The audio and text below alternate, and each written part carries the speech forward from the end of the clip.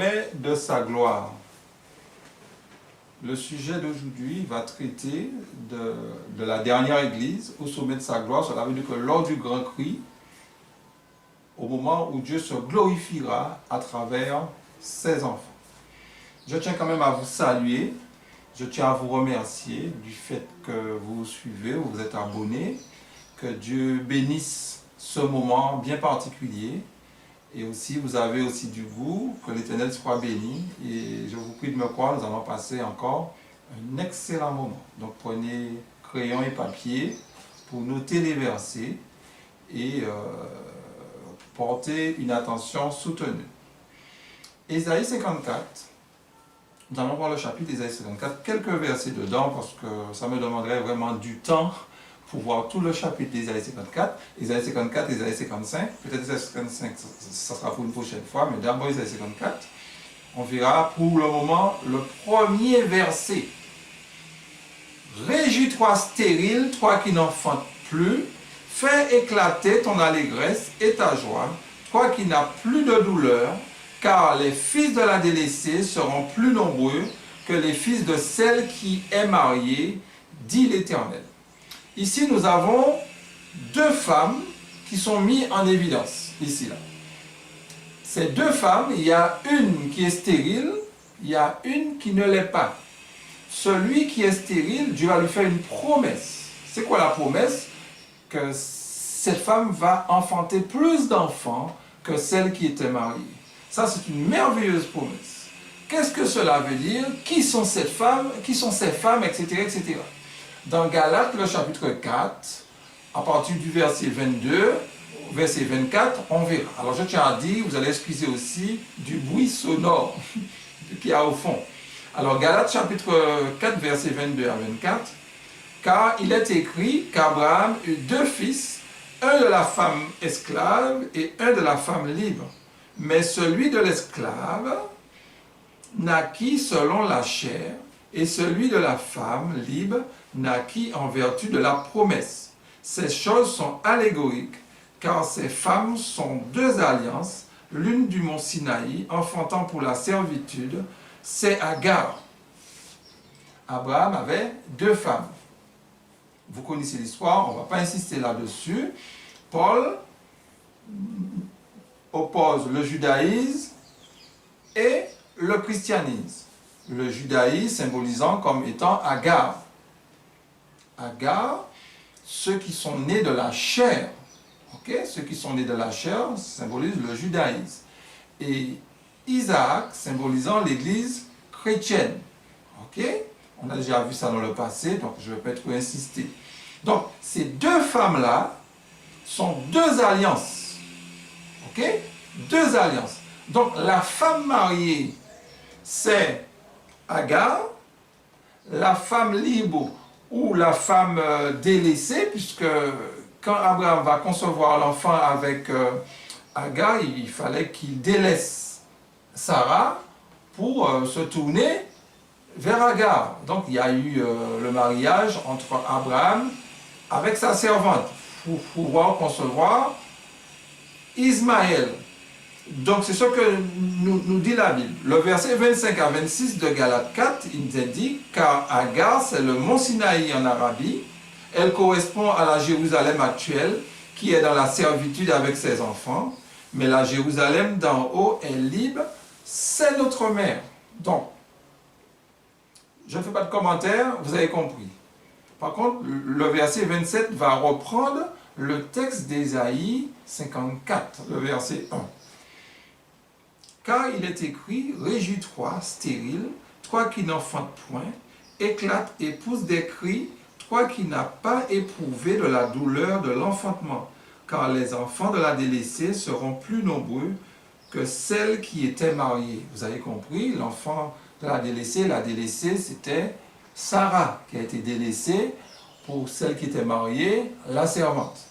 Donc Dieu annonce qu'il allait multiplier les chrétiens.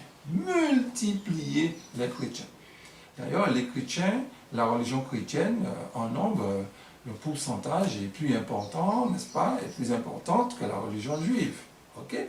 Donc, on constate que c'est une réalité. et ça sera encore une réalité dans le futur. Donc, Ésaïe est un texte, débute à partir de l'ère chrétienne. Ésaïe 54, le verset 1, commence à partir de l'ère chrétienne. Mais Ésaïe 54 n'est pas seulement historique, puisque nous sommes en 2021, c'est pas seulement un texte historique, mais c'est aussi un chapitre prophétique.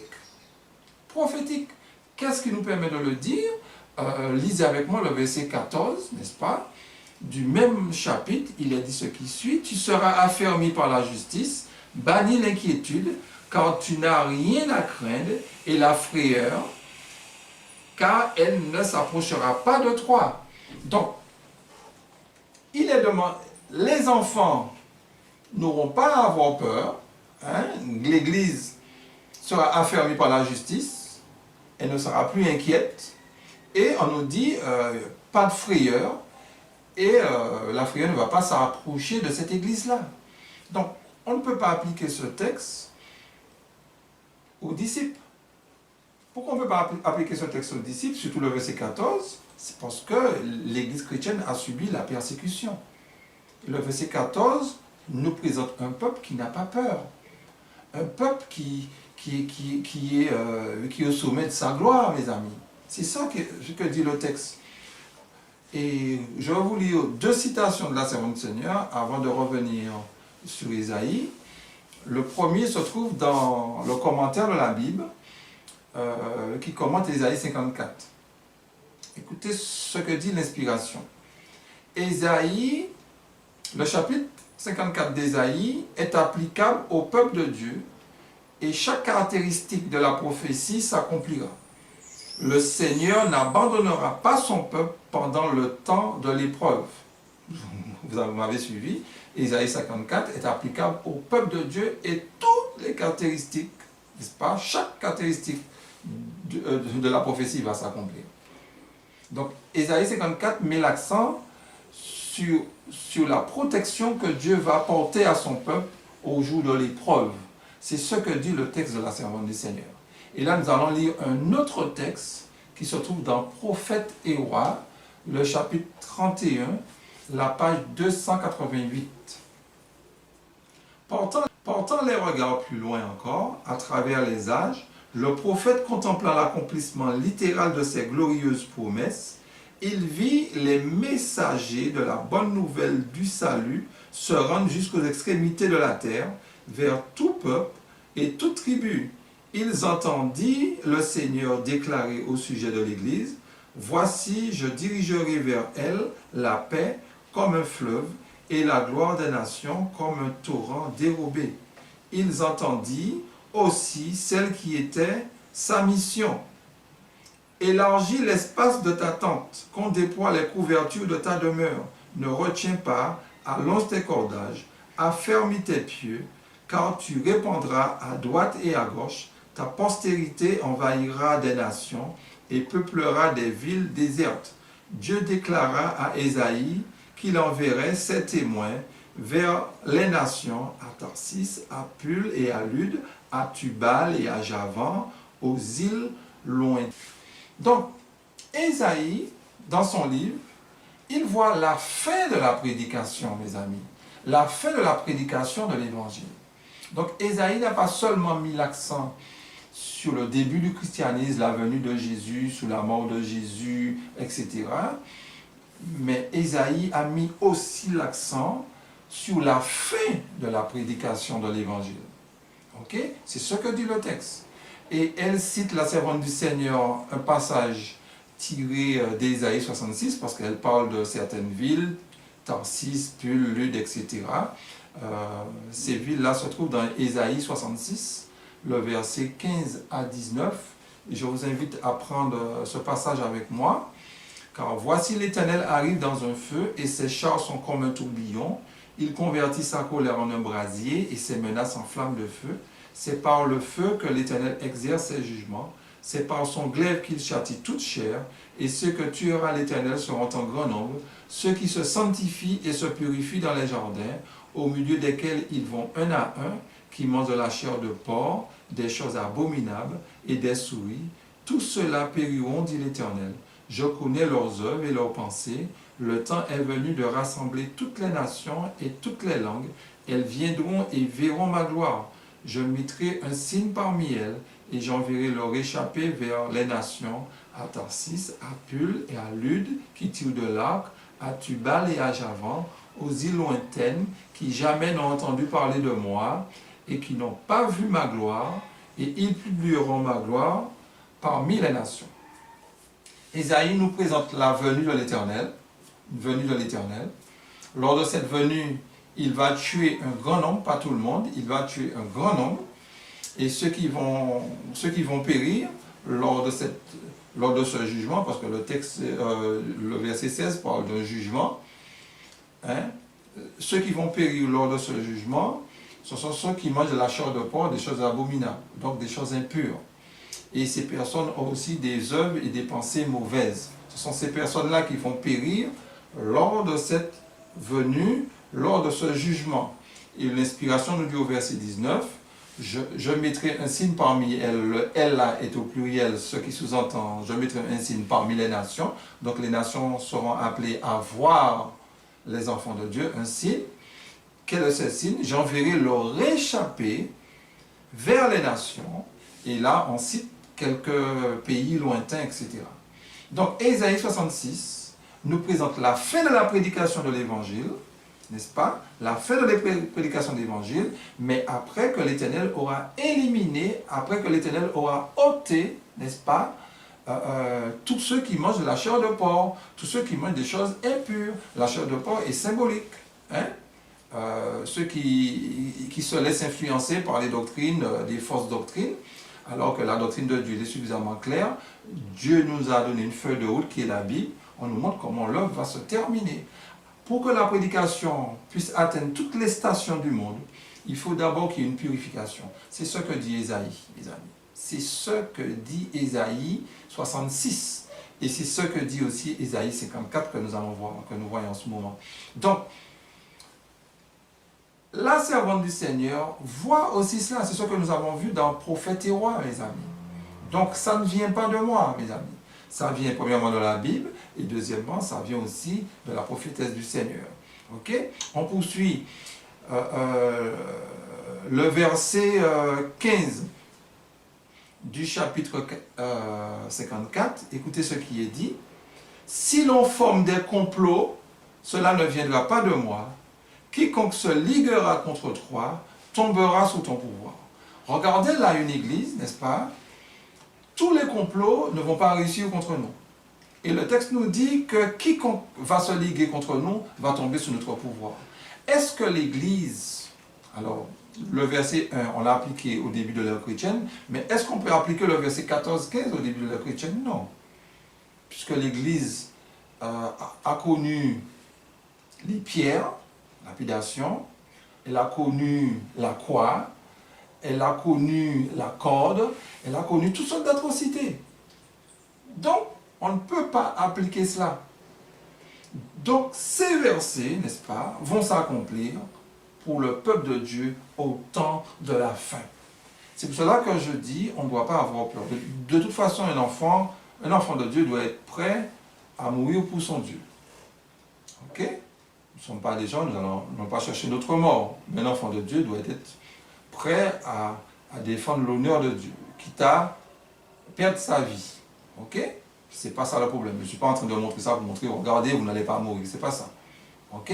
Mais Dieu nous dit, c'est parce que quand il va revenir, il y aura deux groupes de personnes. Il y aura des ressuscités et ceux qui n'expérimenteront pas la mort. Dieu parle, dans Isaïe 54, dans Isaïe 66, de ceux qui n'expérimenteront pas la mort. Donc Dieu ne permettra pas que ces gens-là meurent. Vous me suivez? Donc c'est pour cela que Dieu dit que la mort va fuir loin de ces personnes. Ok? On dit tous ceux qui vont se liguer contre nous tombera sous notre pouvoir. Ce qui sous-entend qu'on aura un pouvoir. On aura la puissance du Saint-Esprit. Ok? On aura la puissance du Saint-Esprit. Donc, Dieu nous dit, on ne doit pas avoir peur de nos ennemis, mes amis. Parce que lors du grand cri, quand l'image de la bête, quand le nouveau ordre mondial sera en vigueur, Dieu aura un peuple et son peuple sera blindé, si vous m'accordez ce terme. Ce peuple-là sera équipé de la puissance du Saint-Esprit. et nous irons chercher les enfants de Dieu se trouvant dans des autres dénominations. Certes, on peut prêcher pour les autres dénominations, parce qu'il y a des procès que nous avons fait, comme si on ne prêche pas pour les autres dénominations. Non, nous sommes des chrétiens, avant tout, nous parlons à tout le monde.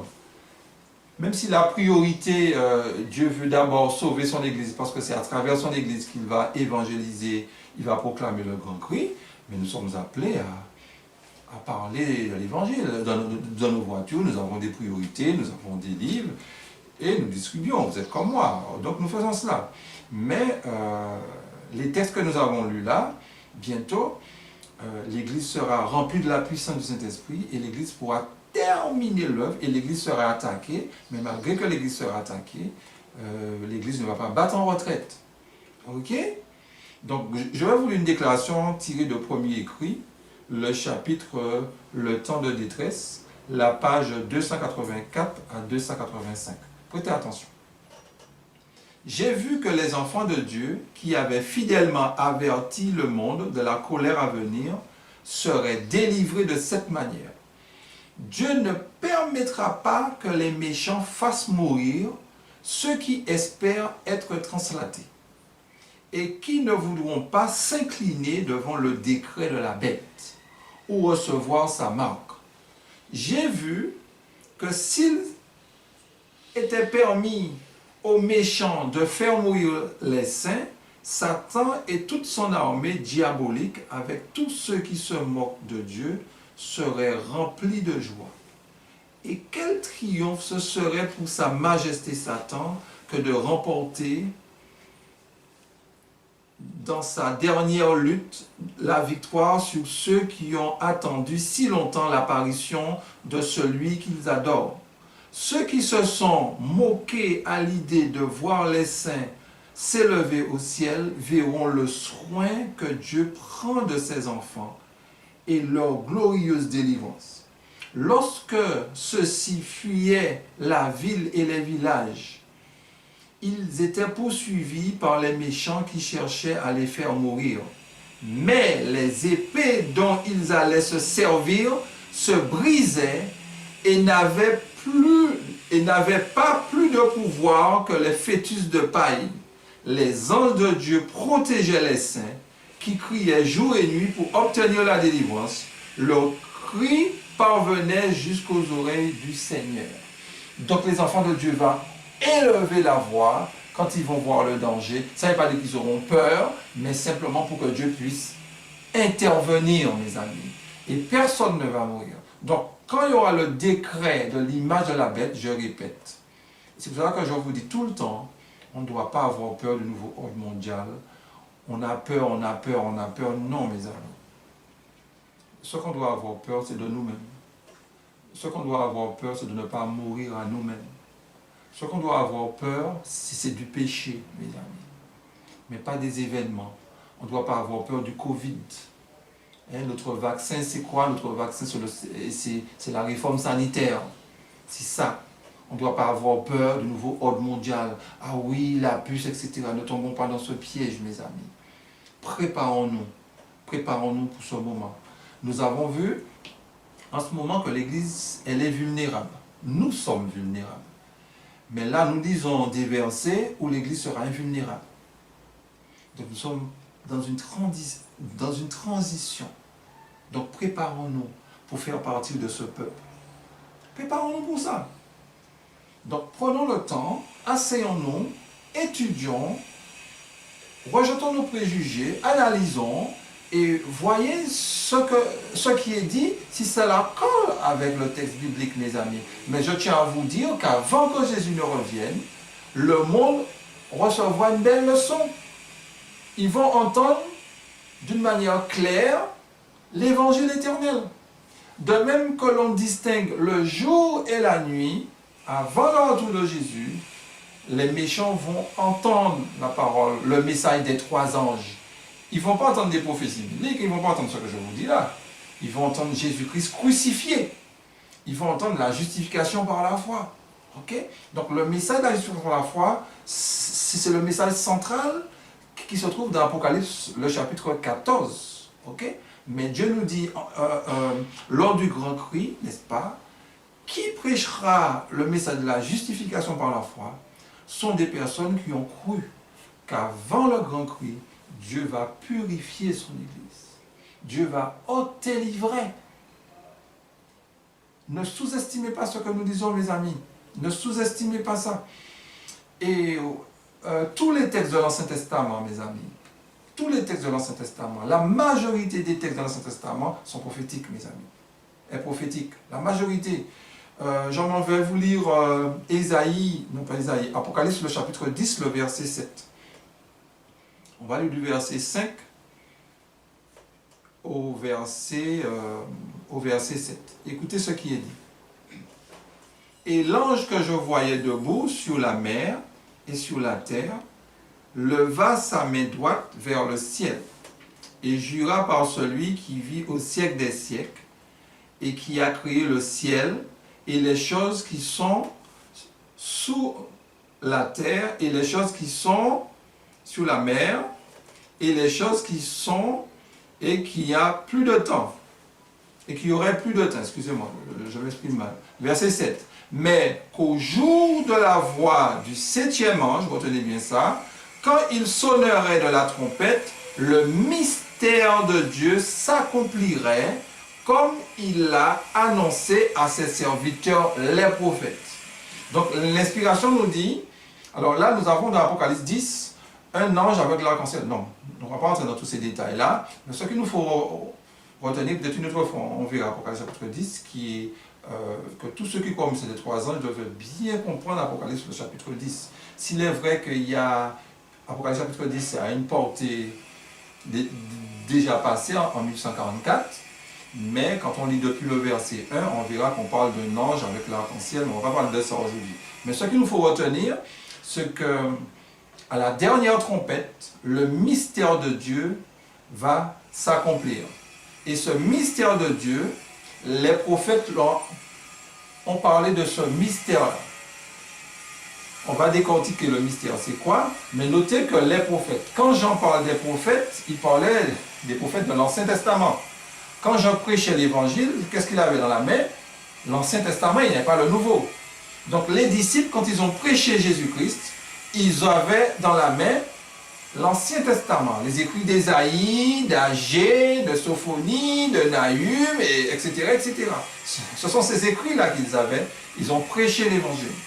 Donc la fin de la prédication de l'évangile, c'est pour ça que je vous dis que la fin de la prédication de l'évangile, on peut retrouver ça aussi dans l'Ancien Testament. La majorité des prophéties de la Bible se trouvent surtout dans l'Ancien Testament que dans le Nouveau Testament, les amis.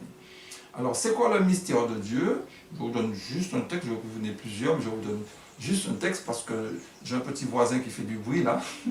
Alors, Colossiens chapitre 2, le verset 1 et 3.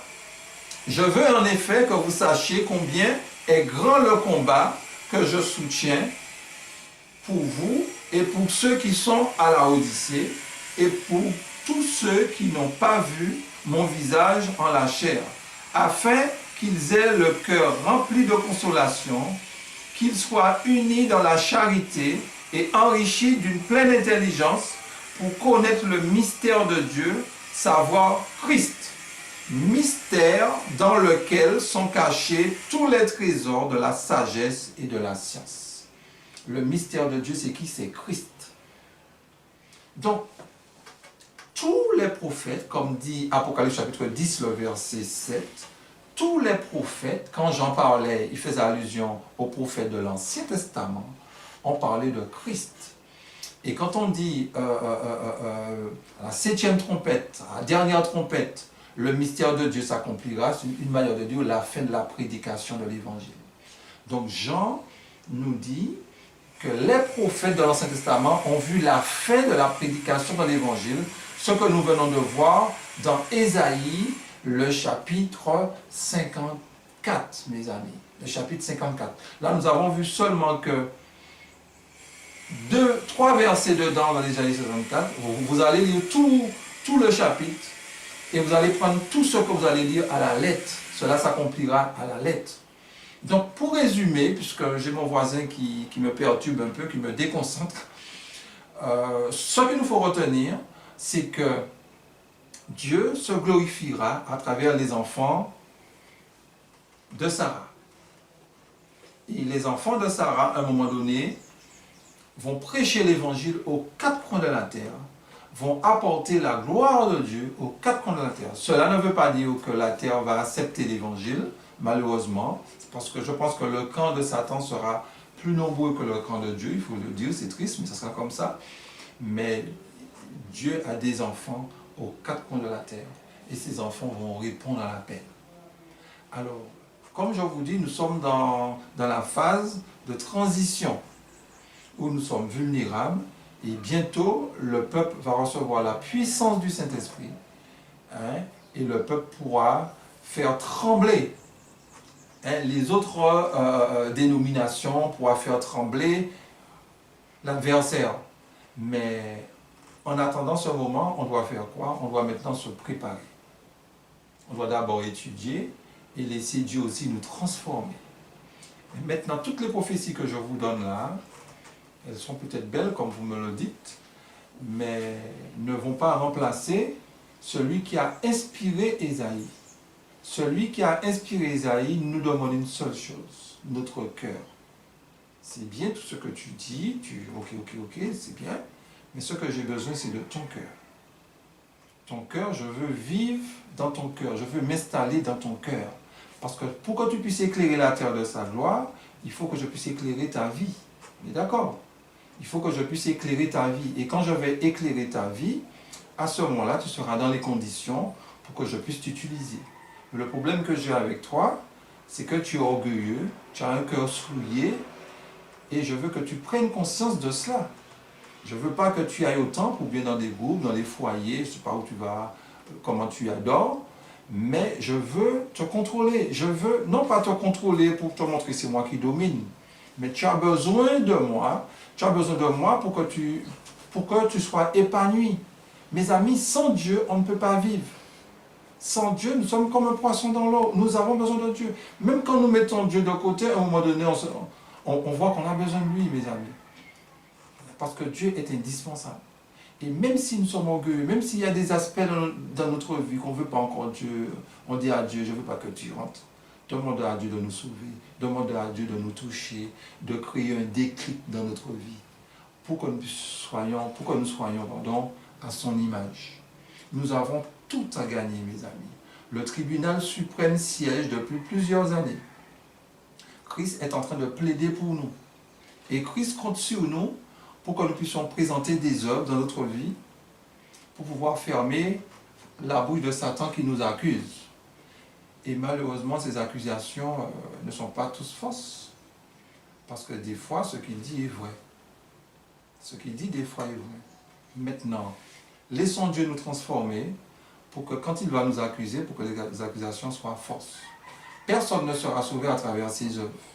Parce que nous sommes tous disqualifiés. Nous sommes tous disqualifiés. Notre premier problème, c'est notre nature. La nature pécheresse nous disqualifie. Donc nous avons besoin de la grâce divine. Nous avons besoin de la grâce de Dieu pour que Dieu puisse nous accorder ce don-là, le don du pardon. Il nous l'a accordé à la croix du Calvaire. Et c'est pour cela que nous avons accepté. Nous l'avons accepté comme sauveur personnel. Il nous a sauvés. Mais malheureusement, nous avons oublié qu'il nous a sauvés et nous sommes dans une routine. Même si peut-être que nous faisons le culte, hein, même si que nous soutenons l'œuvre, même si nous ne vivons pas peut-être dans le péché d'une manière particulière, c'est possible. Mais ce n'est pas suffisant. Dieu a besoin de notre cœur. Dieu a besoin de notre cœur. Il veut qu'il y ait une vibration entre lui et nous. Et quand on est au lit le matin, on a envie de se réveiller parce qu'on a envie de parler à Dieu. C'est ce qu'il veut. Il veut que notre cœur puisse vibrer pour lui. Ne pas faire les choses par habitude. Ok? Parce qu'on peut ne pas pécher. Vous me suivez? On peut ne pas pécher, vivre dans le péché et ne pas vraiment aimer Dieu. Hein, il y a une parabole où un homme dit à Dieu, je sais que tu es dur et méchant, donc le talent que tu m'as donné, je l'ai enterré. Donc j'ai fait le strict minimum. Non, Dieu veut se glorifier à travers nous. Il est prêt à faire un chef-d'œuvre avec nous. Il est prêt à nous mettre en valeur. Et quand il nous mettra en valeur, nous allons attirer l'attention non pas sur nous, mais sur celui qui nous a mis en valeur. Donc je vais m'arrêter là parce que je suis trop bavard. Puisse Dieu nous bénir, puisse Dieu nous aider à comprendre que le message d'Ésaïe 54 est un message d'amour. Et Dieu nous dit, de même que Sarah a été stérile, il a permis d'enfanter, nous dans notre vie spirituelle, même si on se sent petit, on se sent stérile, on n'a pas de talent, on n'a pas d'éducation, on n'a pas ci, on n'a pas ça, Dieu nous dit, c'est moi qui vais m'occuper de toi. Je vais multiplier le peu que tu as. Que l'Éternel nous bénisse, mes amis. Amen.